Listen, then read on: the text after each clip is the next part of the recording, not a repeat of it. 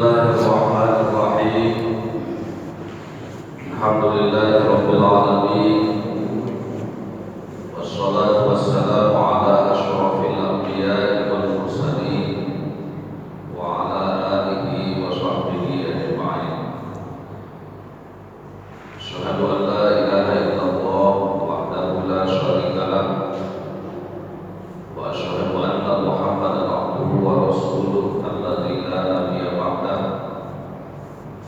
Allahumma shalli wa sallim ala Muhammad wa ala alihi wa ashabihi ajma'in. Qala Allah ta'ala fi kitabihil karim, a'udzu billahi minasy syaithanir rajim. Ya ayyuhalladzina amanu atti'ullaha wa atti'ur rasul wa ulil amri minkum fa in tanaza'tum fi syai'in farudduhu ila Allahi war rasul in kuntum tu'minuna billahi wal yawmil akhir dzalika khairun wa ahsanu ta'wila. Bapak Ibu, saudara-saudara jamaah salat subuh yang dirahmati Allah. Pertama-tama kita bersyukur kepada Allah Subhanahu wa taala. Alhamdulillah Allah masih memberikan kita umur, kesehatan, kesempatan, dan lebih-lebih kita diberi hidayah keimanan. Subuh yang mulia ini, alhamdulillah kita ditunjuki Allah untuk melaksanakan sholat subuh berjamaah seperti ini. Mudah-mudahan ibadah kita ini diterima Allah Subhanahu wa taala. Selanjutnya salawat dan salam atas Nabi kita Muhammad sallallahu alaihi wasallam yang telah meninggalkan Al-Quran dan Sunnah sebagai pedoman hidup kita, supaya kita selamat dalam menjalani kehidupan ini sampai nanti kehidupan akhirat kita. Bapak Ibu jemaah sekalian, dalam kuliah subuh kita ini saya mengajak kita untuk mentadabbur atau merenungkan makna yang terkandung dalam firman Allah yang ada di surat An-Nisa ayat 59. A'udzu billahi minasy syaithanir rajim. Ya ayyuhalladzina amanu atti'ullaha wa atti'ur rasul wa ulil amri minkum fa in tanaza'tum fi syai'in farudduhu ila Allahi war rasul in kuntum tu'minuna billahi wal yawmil akhir dzalika khairun wa ahsanu ta'wila. Kira-kira artinya, hai orang-orang yang beriman, ati'ullah, kamu taatilah Allah, wa ati'ur rasul, kamu taatilah Rasul, wa ulil amri minkum, dan pemimpin di antara kamu. Fa in tanaza'tum fi syai'in, maka jika kamu berbeda pendapat dalam sesuatu hal, farudduhu ila Allahi wa rasul, maka kembalikanlah kepada Allah dan Rasul. In kuntum tu'minuna billahi wal yawmil akhir, jika kamu betul-betul orang yang beriman kepada Allah dan hari akhir. Dzalika khairun wa ahsanu ta'wila, yang demikian itu lebih baik sebagai tempat pulang. Bapak-bapak, ibu-ibu jemaah sekalian, kalau kita amati ayat ini memerintahkan kita untuk taat kepada Allah.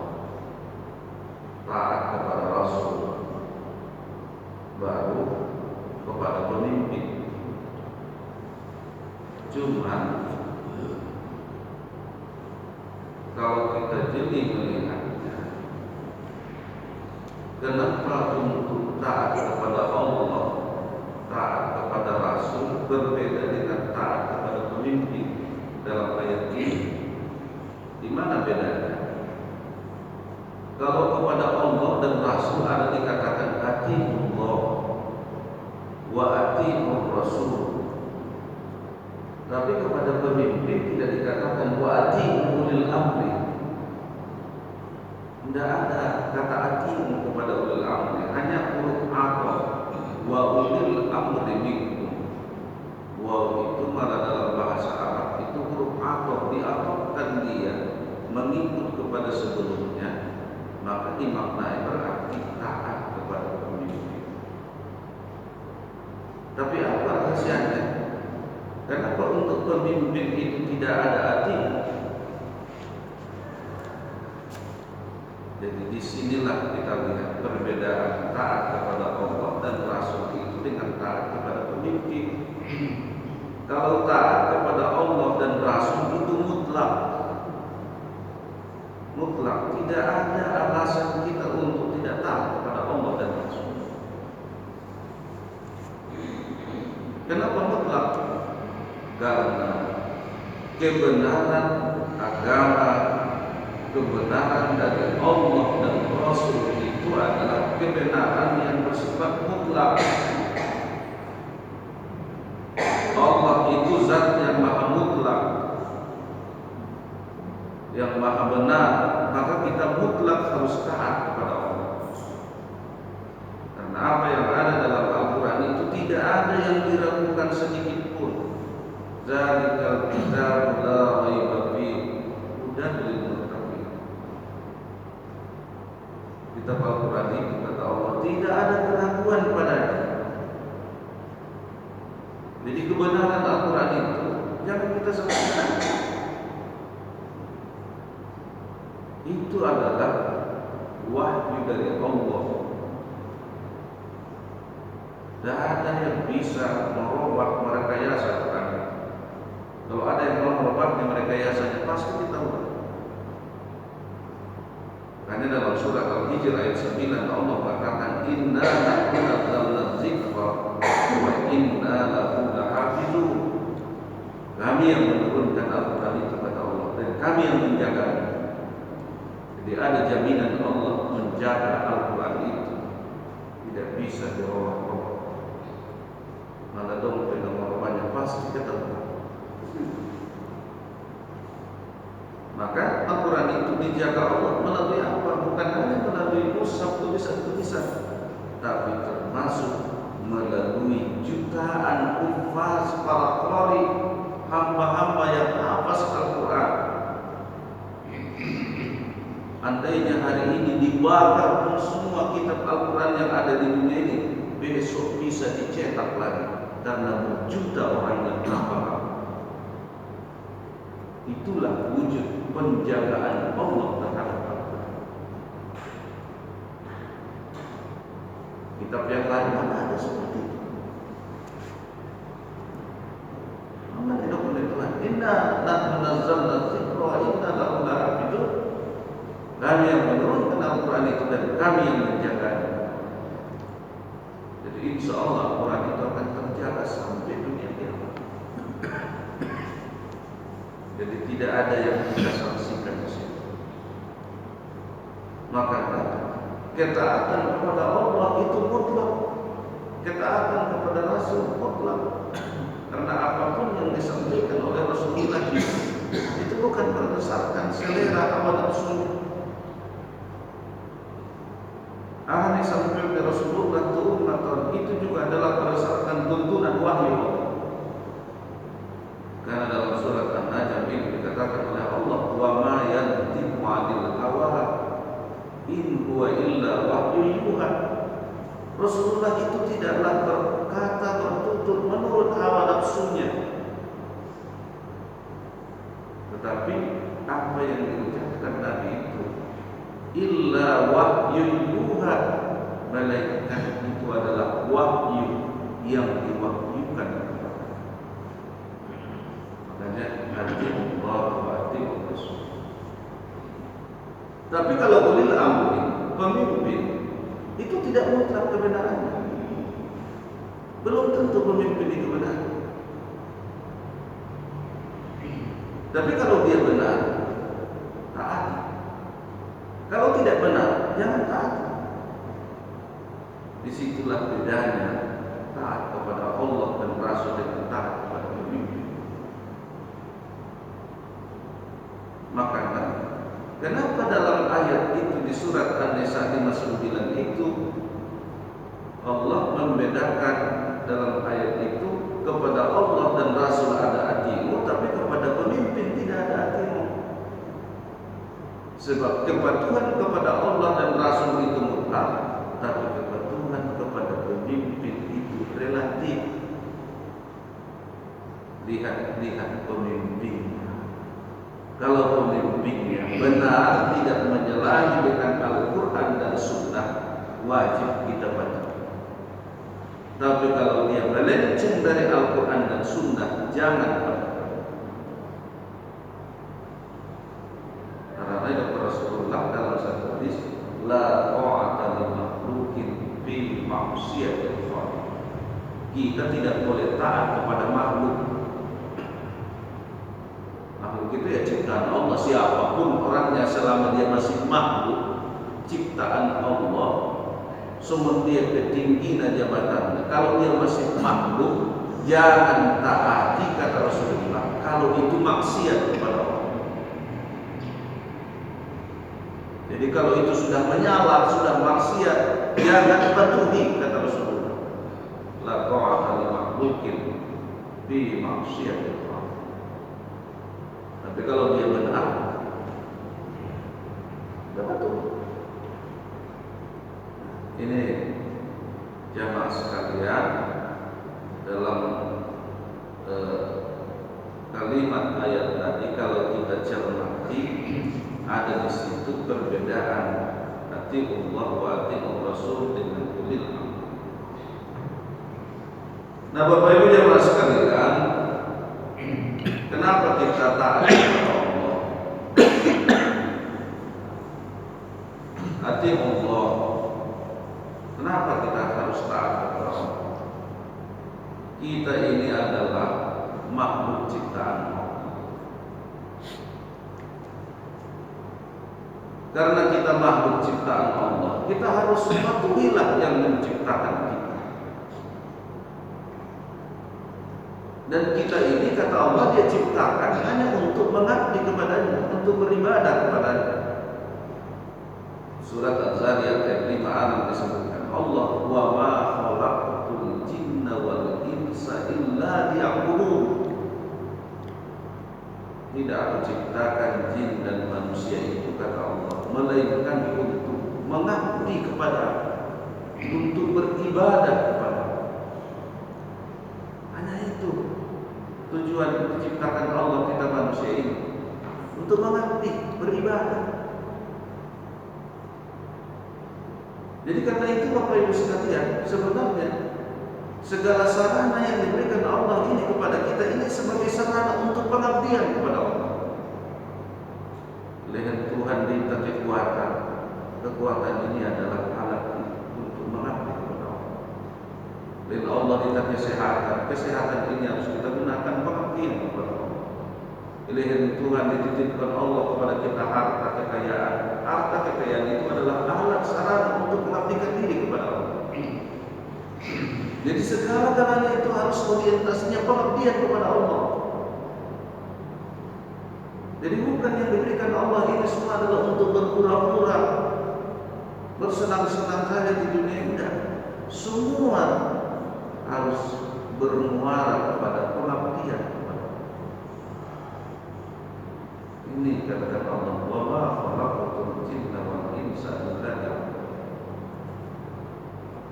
Jadi kalau masih sadar kita, selama kita masih makhluk ciptaan Allah, maka kita wajib mengabdi kepada Allah, wajib kita patuhi Allah. Akhirnya, taati Allah. Bagaimana maksudnya taati Allah? Taatilah aturan Allah. perintahnya kita laksanakan, larangannya kita tinggalkan. Itulah sebenarnya taat kepada Allah. Berarti kalau kita masih meninggalkan perintah Allah atau masih mengerjakan yang dilarang Allah, kita belum betul-betul hamba yang taat.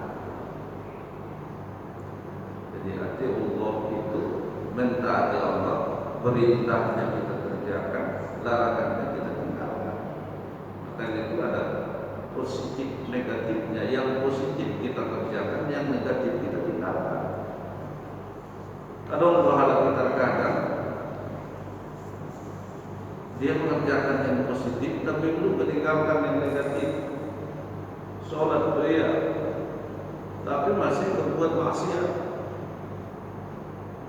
atau sebaliknya, Allah berbuat dalam membuat maksiat ini, tapi sholat tidak, itu juga belum. Jadi harus dua-duanya. Perintahnya kita kerjakan, yang dilarangnya kita tinggalkan.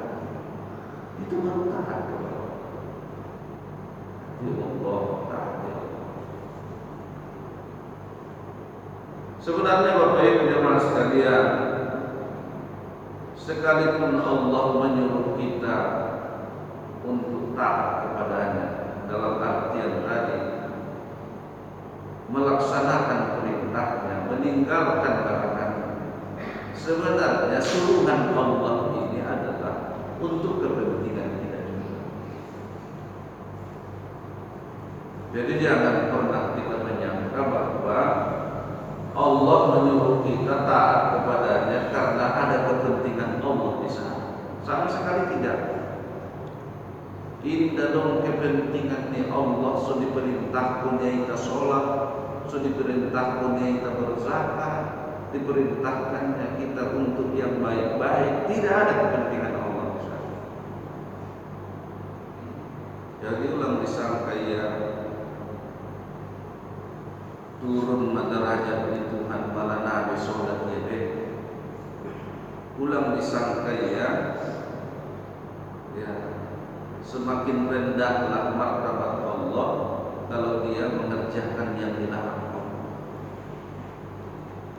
Seibu Tuhan menyebut ini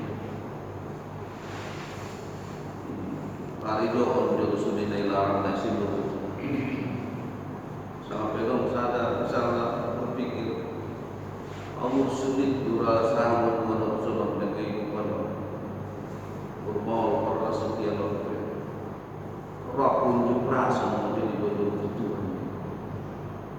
Menjuarai sholat sebulan menjadi Tuhan.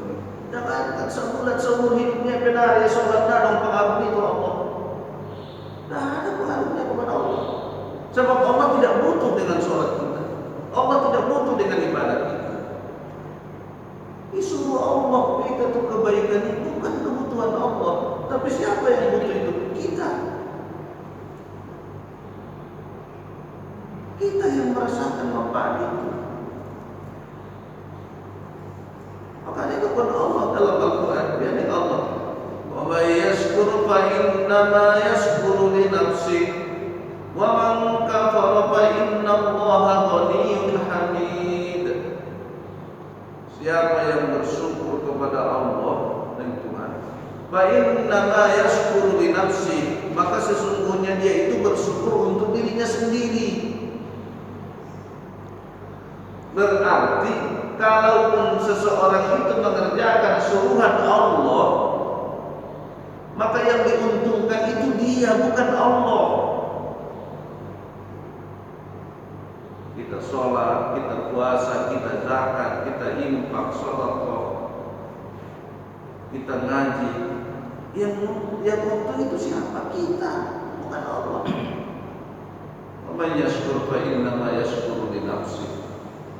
Siapa yang bersyukur, mau dia mentaati Allah itu, dia bersyukur untuk dirinya sendiri. Tapi sebaliknya, wa man kafara fa inna Allaha ghaniyyun hamid. Siapa yang ingkar, tidak mau bersyukur, tidak mau taat, Wa inna Allah ghaniyyun hamid. Sesungguhnya Allah itu maha kaya. Maha kaya itu artinya apa? Enggak butuh dengan kita, enggak butuh kepada kita hamba ini. Dia maha kaya. Ghaniyun, dia maha kaya. Dan ada kebutuhan Allah sedikit pun kepada kita. Maka narap manusia beriman kepada Allah juga dimurtad ke manusia Allah. Ada pengaruhnya kepada Allah.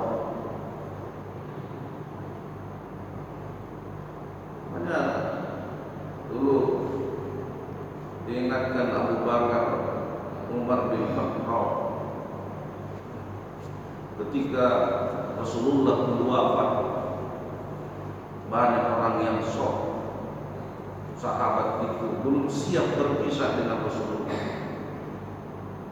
termasuk Umar. Tak sombong nama meninggali Rasulullah, rasanya belum siap berpisah dengan Rasulullah. Di sisi lain, halak-halak nahulang kuat imanna, dung meninggal Rasulullah. Ada kabar Rasul sudah wafat, naruhnya lain nana meninggal Rasulullah, nana mati-mati. Akhirnya ada yang murtad, ada yang keluar dari Islam. Akhirnya turunlah umat dengan pedang di tangan, jalan-jalan. Siapa yang mengatakan Muhammad sudah meninggal akan kubunuh? Umar mantan preman bertempur kuat di seorang gagahnya. Siapa yang mengatakan Muhammad sudah meninggal kubunuh? Ini sikap seperti itu muncullah karena sombong indah tapi siap rasanya dengan berpisah dengan Rasulullah. Maka dia marah. Siapa yang mengatakan Muhammad meninggal kubunuh? Tambah lagi dia marah-marah seperti itu karena sudah ada orang yang tahu murtad keluar dari Islam karena meninggal Muhammad. Makanya turun dia ke jalan-jalan dengan pedang terkunus. Siapa yang mengatakan Muhammad meninggal kubunuh? Ya diharap ke umat menurut wallahi bermudik terus emosi. Datanglah Abu Bakar, dia dekati umat.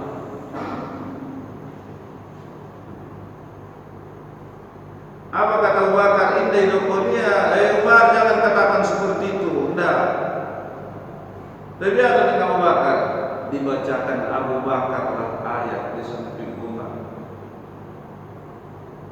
Wa ma Muhammadun illa rasulun qad khalat min qablihi rusul afa in mata aw qutila qalabatum ala aqabikum faman yanqalib ala aqibaihi falan yadurrullaha shay'a. Bacakan Abu Bakar ayat. Wa ma Muhammadun illa rasul. Muhammad itu tidak lain hanya seorang rasul. Qad khalat min qablihi rasul. Sudah berlalu sebelumnya beberapa orang rasul.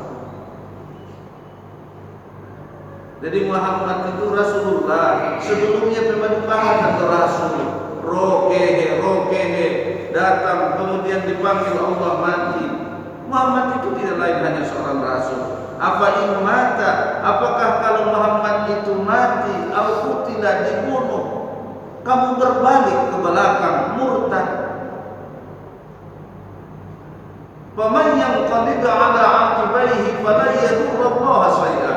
Siapa yang berbalik ke belakang murtad setelah Muhammad itu meninggal, fala yadurrullaha shay'a, maka sekali-kali tidak akan memberikan mudarat sedikit pun kepada Allah.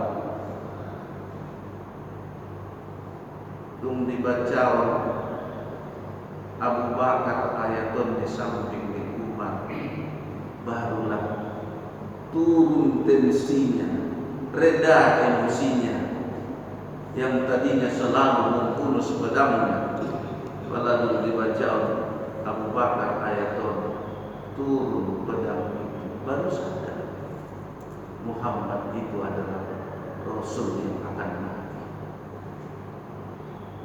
Kalau ada orang yang murtad, tidak ada mudaratnya sedikit pun kepada. Jadi ini Bapak Ibu jamaah sekalian, ulang kita sangka nadondo keuntungan ni Allah dalam ibadah kita itu, dalam ketaatan kita itu.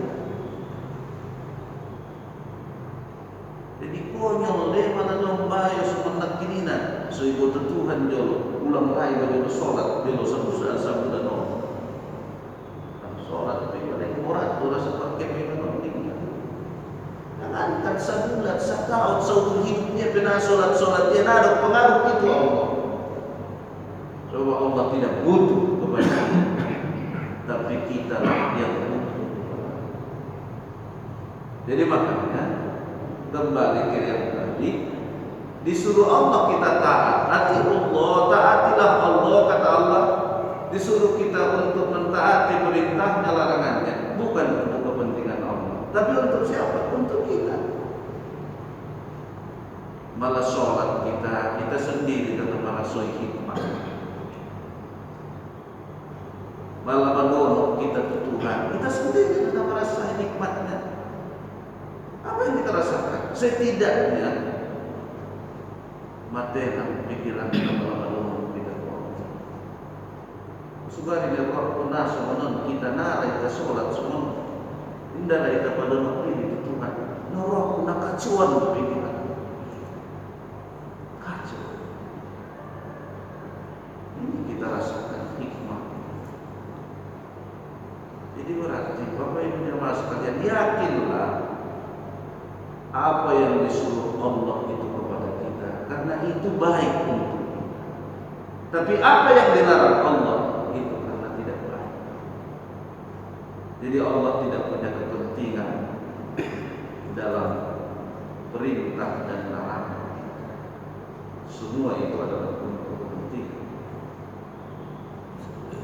Ini harus kita paham. Kemudian Bapak Ibu jemaah sekalian,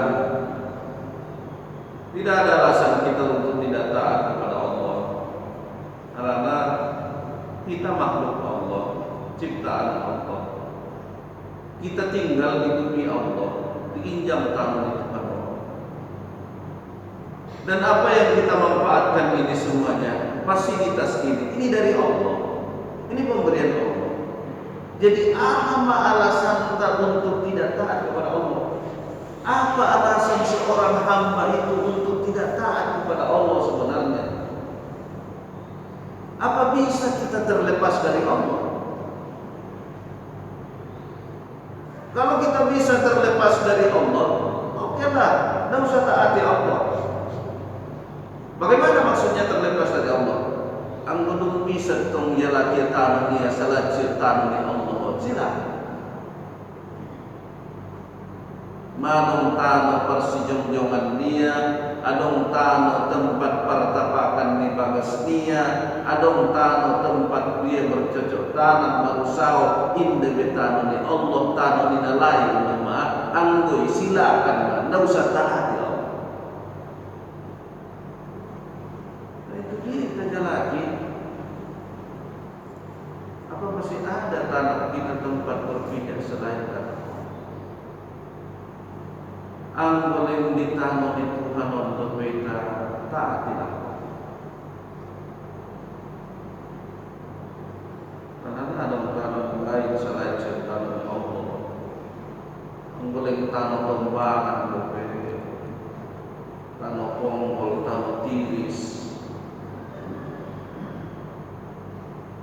termasuk beberapa kalai tanah abang kalai lingna tanahnya Allah. Jadi kalau masih kita berada di atas bumi Allah, taatlah Allah. Tidak ada alasan kita masih dokter dalam satu hadis kudusi dari Allah. Malam yarni biqada'i, siapa yang tidak ridho, tidak senang dengan qada, ketentuan yang dibuat oleh Allah, siap walam yashkur bi ni'mahi, dia tidak bersyukur dengan nikmat yang diberikan, walam yasbir bi bala'i, tidak sabar dia dengan ujian yang dibuat oleh Allah. Falyatkum ilahan ghairik, silakan dia cari Tuhannya selain aku. Nah, puji, hindari dia ditakdir ketentuan doa ini Allah. Nah syukuri nikmat oleh ini. Bosan dijalani ke Tuhan misalnya channel ini. Jadi dalam kita, kalau kita akui, kita yakini la ilaha illallah, tidak ada Tuhan selain Allah. Bahkan bukan Allah tapi selain waliyatu ilaha ini, dia cari Tuhannya selain aku dan Allah. Waliyahbud min baini ardi wa samai, dan silakan dia keluar dari antara langit dan bumi ini di Allah. Ulangnya diinjak tanah pon di Tuhan, ulangnya diturun di langit pon, dijalaki ya bumi langit dan lain. Anggona syukur dia, nasobar dia, indah itu ya. Ini menunjukkan tidak ada alasan kita untuk tidak taat. Hati Allah. Begitu juga dengan wa'atiu Rasul, kita harus taat kepada Rasul, patuhi Rasul. Karena kalau kita tidak taati Rasul, bagaimana kita mau mentaati Allah yang menyampaikan syariat ini kepada kita adalah Rasul? Itu makanya selain kita percayai Al-Quran, kita juga harus percayai sunnah, hadis. Hati-hati kita Bapak Ibu sekalian. Ada untuk kelompok yang digolongkan sebagai aliran sesat yang bernama kelompok ingkar sunnah. Mereka mengingkari sunnah, tidak mempercayai hadis Nabi. Bagi mereka hanya Al-Quran, tidak ada hadis, tak perlu hadis. Al-Quran sudah cukup. Itu kata mereka.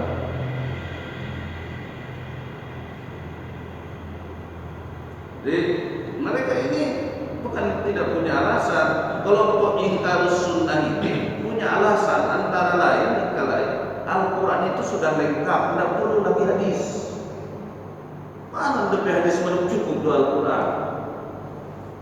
Ini kata kelompok ingkar sunnah.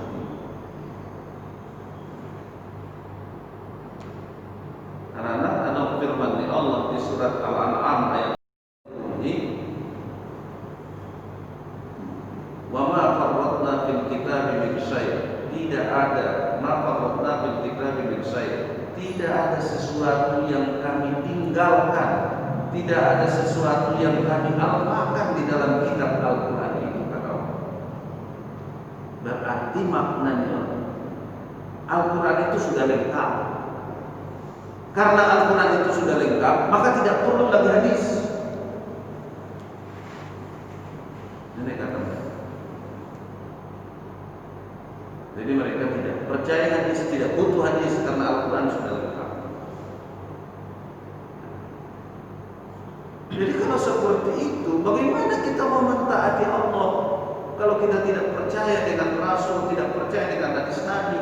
Padahal hadis itulah yang menjelaskan, menjabarkan isi dari Al-Quran. Manusia percaya itu hadis. Bagaimana kita mau sholat? Ada nggak dirinci dalam Al-Quran ini bagaimana tata cara sholat ini? Ada pun Allah kan, aqimus shalah wa atuz zakat. Dan mungkin warka'u ma'ar-raki'in. Jadi ayat-ayat Quran yang menyuruh kita itu ibadah, termasuk sholat, haji, puasa, zakat itu nanti hanya secara global, memuat yang pokok-pokok, yang umum-umum saja. Anggonadung hadis, indah kita percaya hadis, dia minta negit sholati, dia ada tata cara sholati, ahadun kita baca, dia cara-carana, 3 rakaatna, mana ada dijelaskan dalam Al-Quran. Jadi makanya kita harus taat kepada Rasul, harus ikuti sunnah Rasulullah. Ini hati-hati. Saya khawatir dulu sesudah pandemi ini saya tak tahu kapan. Ada jemaah pengajian di sini Buano. Dapat saya kabarnya guru Nanarusin Sumatera Barat. Banyak jemaahnya itu. Dari pengajian ini hanya membicarakan Al-Quran saja. Tidak perlu, bahkan jangan singgung-singgung hadis di sini. Ada beberapa dari jemaahnya itu yang pernah ikut ke situ bercerita kepada saya. Hati-hati kosong itu model berarti pengajian ingkar sunnah ini.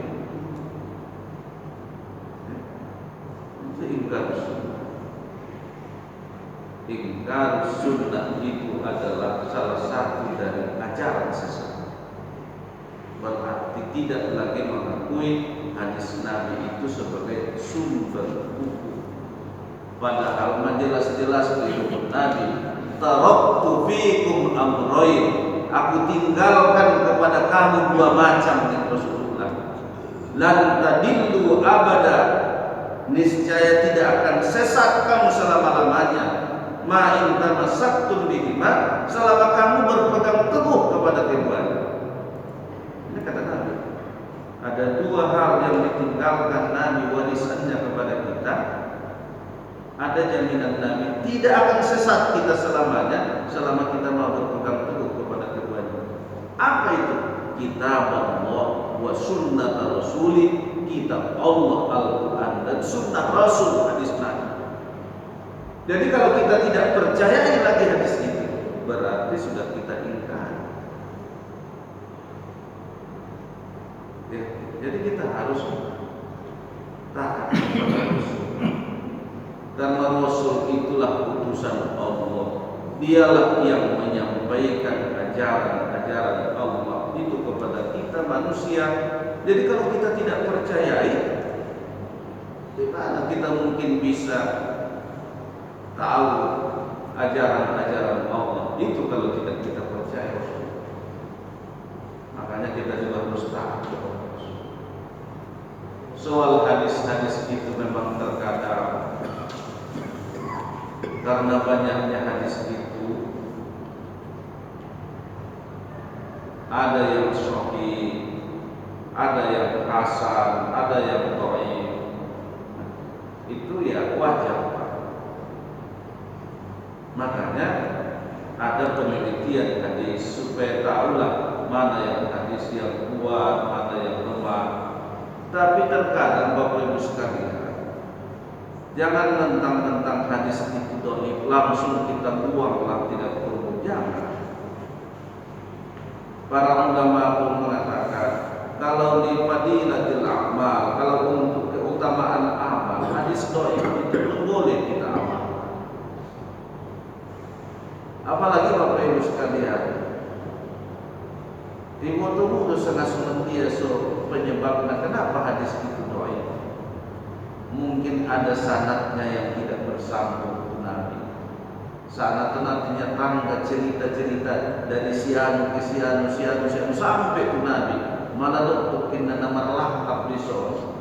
Nah ini menjadi dhaif, lemah. Atau adong di sanad nama riwayat konon adong di ada berada cacat periwayat cacat dalam arti bukan cacat fisik, cacat dari sikap ataupun dari karakternya. Mungkin adong di sini perlu pahala ndak dobit ndak habis adong di sini perlu. Jadi ada diteliti isi-isi halak nomor riwayat konon sanad ternyata dong di sisa ada bahaya nomor lupa dong. Ini membuat hadisnya menjadi dhaif. Karena sifat perlupanya. Padahal kopi dong ya sifat perlupa belum tentu tapi lupa ya kan. Atau mungkin ada di situ orang yang masih mau berbohong. Ketahuan kan berbohong. Ini membuat hadis yang diriwayatkannya menjadi cacat karena ada di situ orang yang masih mau berbohong. Padahal belum tentu hadis itu bohongnya. Aku tuh terkenal dengan berbohong juga khawatir membaca ini. Misalnya dong bayo, dong terkenal alam buang lakon ini, sampai cari itu dilapot si buang ini. Kalau bercerita ni ya, wah, nak dong by simpang silanit malang karena mirian, nak terligin-ligin alat, aku setengah kum gamus ni. Karena ni terkenal pada musnah, padahal belum tentu itu bohong. Jangan-jangan itu benar. Hari ini main butuh hati bergamus, sehingga setiap beritanya, ceritanya dikhawatir. Terkadang Rasulullah itu membaik hadis itu menjadi doa. Jadi makanya belum tentu yang tidak betul itu hadis dhaif itu. Ini masih para ulama. Kalau untuk berhujjah, berdebat, apa itu betul deh? Hadis lemah, hadis dhaif itu jadi lemah dia untuk menjadi dalil. Tapi kalau untuk fadilatil amal, untuk amal, kenapa? Ada masalah mendorong kita beramal. Bukan berhujjah. Nah ini tentang hadis. Jadi makanya ya ulang hari ini ada hadis dhaif lalu kita buang langsung wajib. Dong major sadabaya lalu jamaah pengajian waktu di Medan. Saya masih ingat itu. Saya dulu malam Jumat mengisi pengajian, nama masjidnya Masjid Al-Ikhlas di lorong Morsik Berat Muara Sipongi di Jalan Sutomo Ujung, bersebelahan itu antara jalan dengan gelanggang remaja. Saya masih ingat. Malam Jumat habis bisa mengajar. Jadi siap mengaji, kesempatan tanya jawab. Silakan Bapak Ibu kalau mau tersapa. Kalau ada mau tanya silakan. Siap developer saya Ustaz Mimbari. Silakan Pak. Apa dia? Pak Ustaz, mohon maaf saya sampai sekarang tak percaya saya dengan hadis ini. Tersebut kalau pemikiran saya kalau terjadi orang tua tertentu banyak orang yang ingkar sunnah. Tapi saya tanya, kenapa Bapak tidak percaya? Sebab yang saya lihat Ustaz, yang dipercayai orang itu bukan Nabi, tapi yang dipercayai itu Bukhari Muslim. Sebab asal hadis itu diriwayatkan Bukhari Muslim langsung terima. Kalau yang lain meriwayatkannya belum tentu. Berarti yang dipercayai itu Bukhari Muslim bukan Rasul. Makanya saya tidak mau percaya. Saya tanya balik dia, Bapak sholat? Saya bilang sholat. Bagaimana Bapak sholat kalau tidak percaya dengan hadis? Saya bilang, saya sholat Ustaz berdasarkan sholat Nabi. Sebab Rasulullah itu saya percaya, saya imani. Yang tidak saya imani itu hadis. Saya tidak percaya karena yang dipercaya orang bukan Muslim. Makanya saya sholat berdasarkan sholat Nabi, bukan berdasarkan hadis. Pernah rupanya Bapak lihat Nabi sholat? Nah, rupanya Bapak lihat Nabi sholat, makanya Bapak bilang sholat Bapak itu berdasarkan sholat Nabi. Oh enggak Pak Ustaz, mana. Jadi dari mana Bapak tahu bahwa sholat yang Bapak kerjakan itu sesuai dengan sholat Nabi? Saya bilang, dia berdasarkan yang saya dapatkan dari guru-guru saya, katanya. Oh, akhirnya saya balikkanlah sabda. Kalau begitu Pak, sholat Bapak itu bukan sholat Nabi, itu sholat guru Bapak. Yang Bapak percaya itu guru Bapak, bukan Nabi. Saya balikkan sama dia. Karena kata tadi yang dipercaya itu Bukhari Muslim bukan Nabi. Wah, bisa lupa ya. Berarti dia percayanya gurunya ya. Bukan sholat Nabi, itu yang berdasarkan gurunya. Jadi ada orang yang ingkar sunnah. Nah, sebagai orang yang beriman, kita harus taat Allah, taat. Yang terakhir dalam ayat itu dikatakan, wa ulil amri minkum, pemimpin di antara kamu. Artinya apa? Karena itu arah huruf atau wa ulil amri, wawunya itu mengatopkan kepada sebelumnya. Berarti karena sebelumnya bicara taati Allah, taati Rasul dan pemimpin kamu, berarti maknanya taati pemimpin. Cuman kenapa tidak ada atiiu tadi? Yang tadi kita katakan, karena belum tentu selamanya pemimpin itu benar. Maka relatif, jika dia benar taati, kalau tidak jangan. Sekarang persoalannya, siapa pemimpin itu? Pemimpin itu banyak. Pemimpin itu bukan cuma presiden. Pemimpin itu banyak. Bahkan dalam satu hadis dikatakan Nabi, kullukum ra'in wa kullukum mas'ulun an ra'iyati. Setiap kamu itu pemimpin dan setiap kamu akan ditanya nanti kepemimpinannya, kata Rasulullah. Pemimpin itu sudah. Cuma makin besar skopnya, makin besar pula kepemimpinan. Ada pimpinan negara, ada pimpinan rumah tangga. Istri juga pemimpin dalam rumah tangganya ketika suami tidak ada, penjaga rumah tangga itu. Minimal kita ini memimpin diri kita sendiri. Kullukum ra'in, kata Nabi, setiap kamu pemimpin. Wa kullukum mas'ulun an ra'iyati, dan setiap kamu nanti akan diminta Allah pertanggungjawaban kepemimpinan kita. Termasuk diminta Allah nanti pertanggungjawaban biar kita memimpin diri tahu. Tu dia kita baik umur na setiap nilai itu kanon, kekuatan permidaan nilai itu kanon, tenaga on. Bagaimana kita memimpinnya nanti akan tentu ada waktu pemimpin besar ya, kepala negara, pemimpin kita, gubernur, malah di provinsi, malah di kota, ya wali kota, lurah di kelurahan, itu pemimpin kita. Jadi selama yang mereka katakan itu sesuatu yang baik, yang benar menurut agama, kita juga wajib patuh itu, taat itu. Itulah makna wa ulil amri. Tetangga salah tu dari penjara, jangan. Bapak pemimpin kalau tidak wajib kita patuh kalau mereka salah.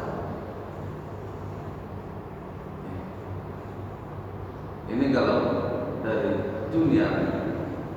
Jadi kalau dalam agama, siapa pemimpin kita? Ketika Nabi masih ada, dialah pemimpin dalam agama. Tapi ketika Nabi tidak ada lagi, siapa pemimpin kita?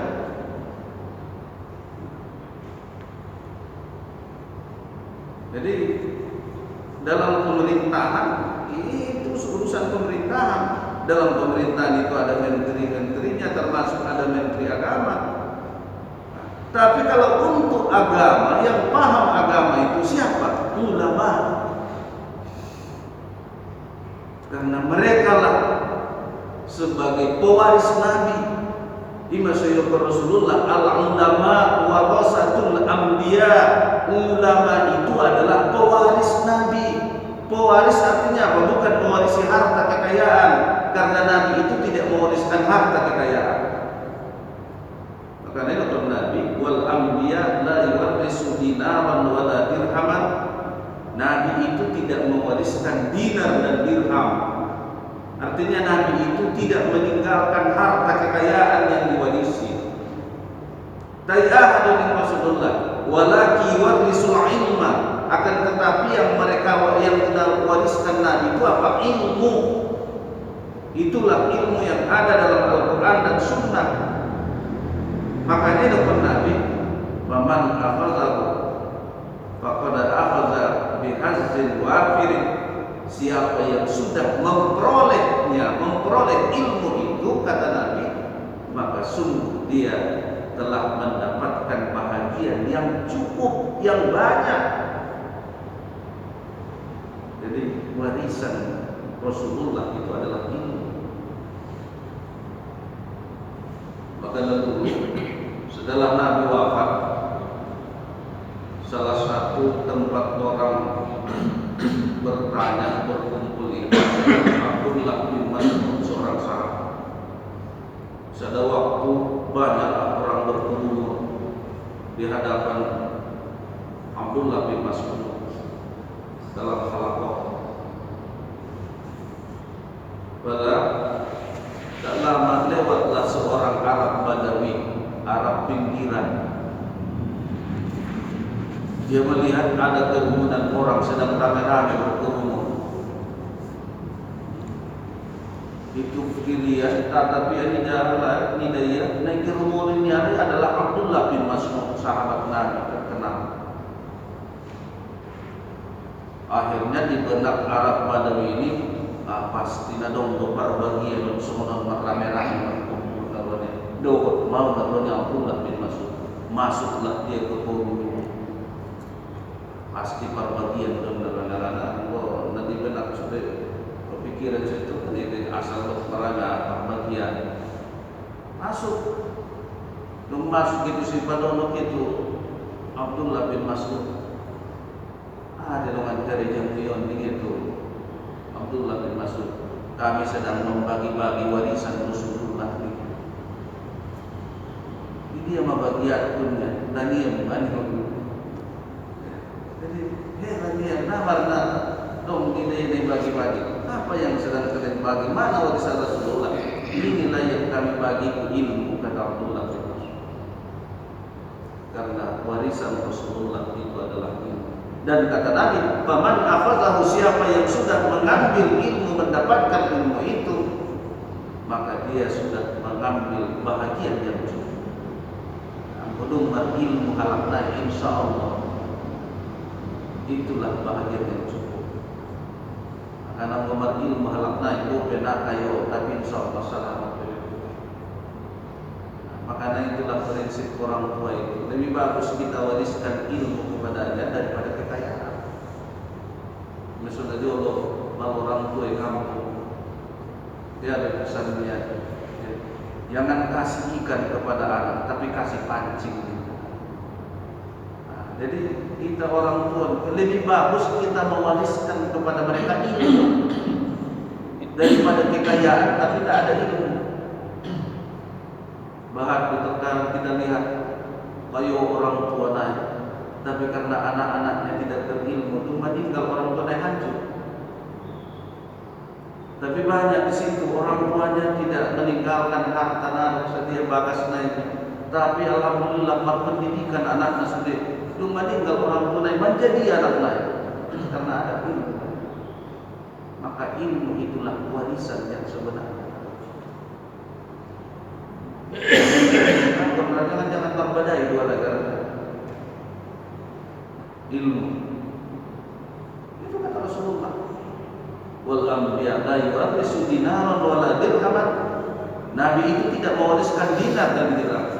Apalagi warisal ilmu, tetapi yang diwariskan adalah ilmu.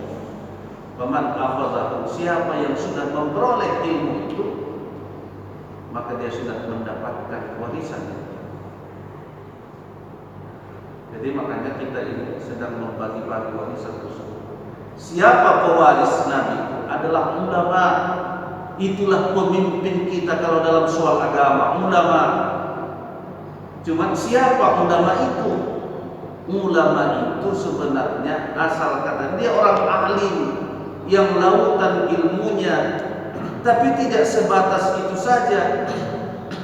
Dia berilmu dan takut kepada Allah. Maka dalam Al-Quran dikatakan Allah, innama yakhshallaha min ibadihi ulama.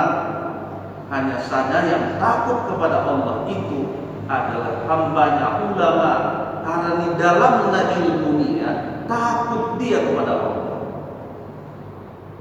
Jadi berarti Bapak Ibu jemaah sekalian, mau dong kalau misalnya lautan ilmunya, anggota semua biar dia itu Allah, itu bukan ulama. Jadi syarat yang paling mendasar dia supaya ulama takut kepada Allah. Makanya sebenarnya Bapak Ibu sekalian, tidak ada ulama itu yang bisa direkayasa, tidak ada ulama itu yang bisa dipesan-pesan. Karena ulama itu hanya takut kepada Allah.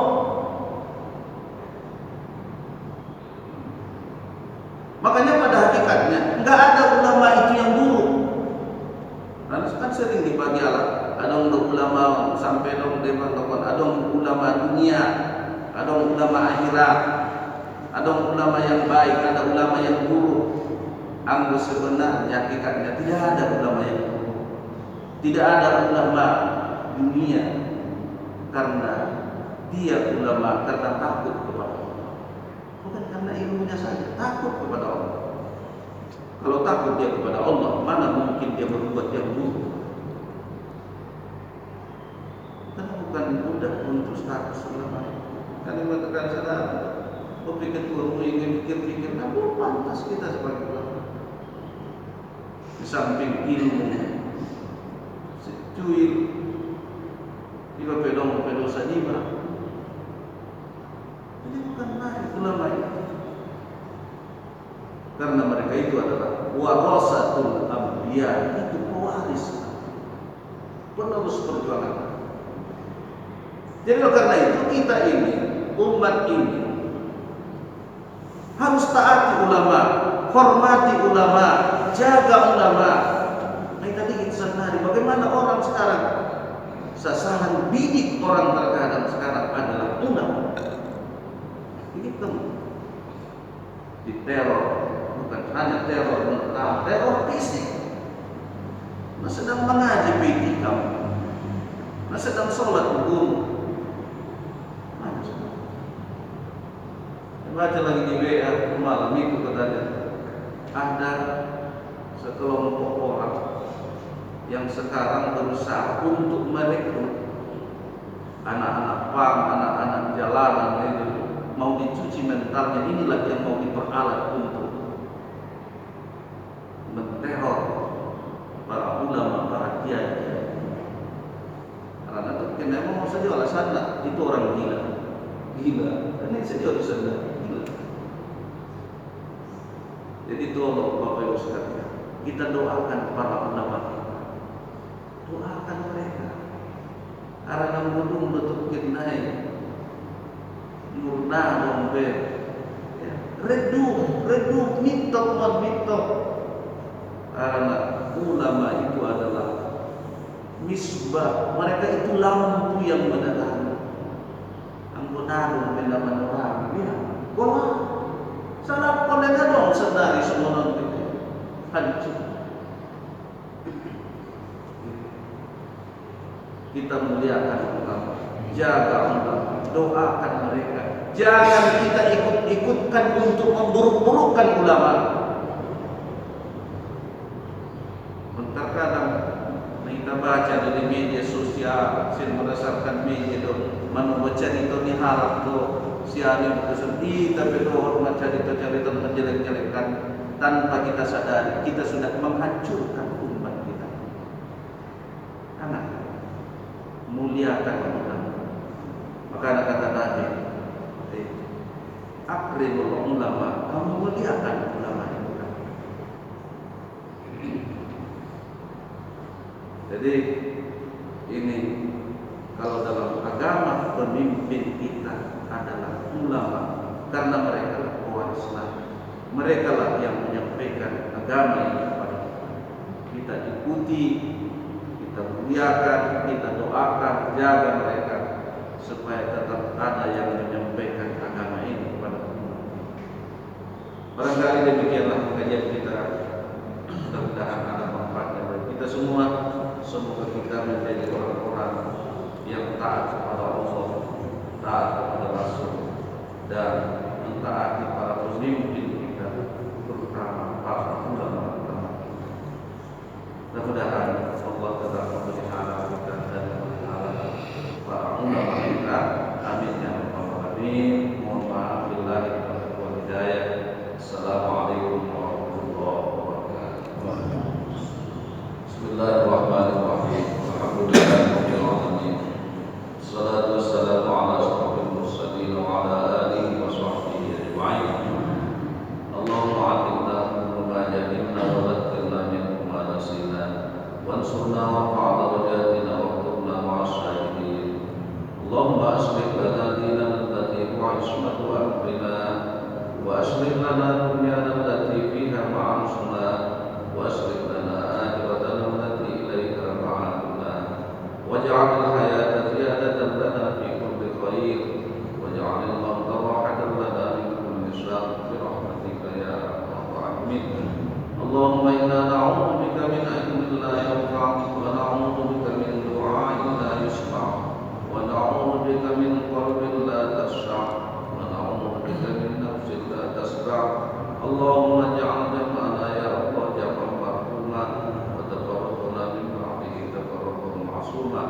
ربنا آتنا في الدنيا حسنة وفي الآخرة حسنة وقنا عذاب النار وأدخلنا الجنة مع الأبرار يا عليم يا غفار يا رب العالمين وصلى الله وسلم على نبينا محمد وعلى آله وصحبه وسلم أجمعين سبحان ربك رب العزة عما يصفون وسلام على المرسلين والحمد لله رب العالمين.